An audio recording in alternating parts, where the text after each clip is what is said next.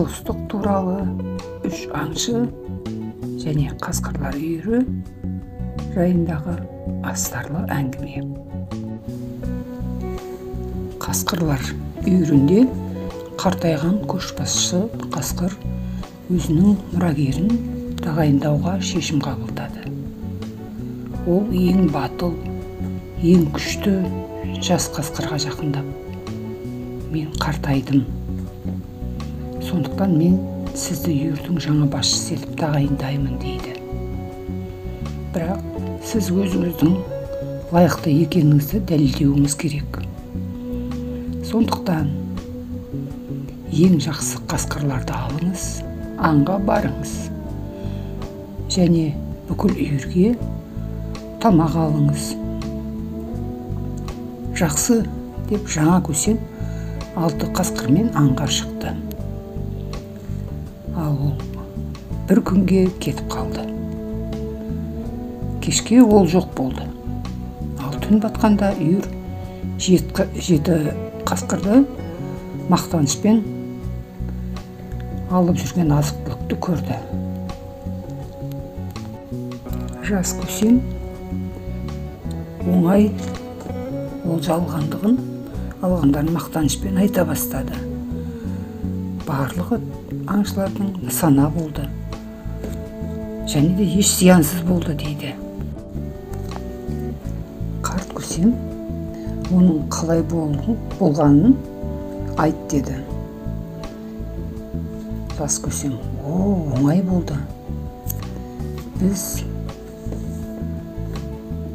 олжа іздеп жүрдік.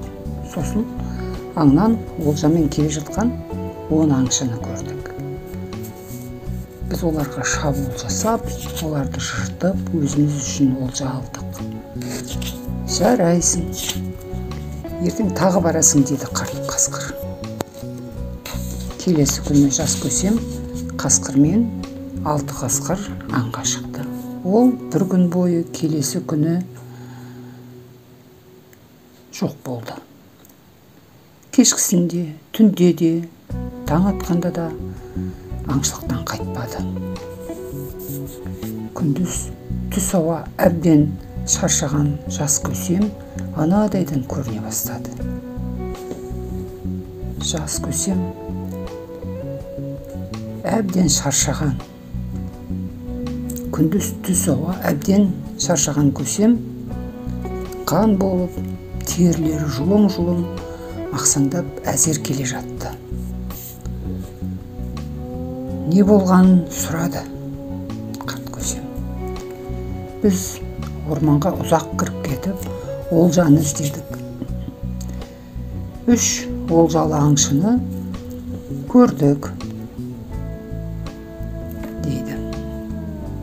Қарт көсем: "Кеше 10 аңшыны оңай жеңіп кетіп едіңдер, ал бүгін 3 аңшыға шамаларың келмеді ме?" дейді. Сонда жас көсем: "Кешегілер жай ғана 10 аңшы тобы еді. Ал бүгінгілер 3 жандостар екен" дейді. Осылай достықтың қадірін түсініпті.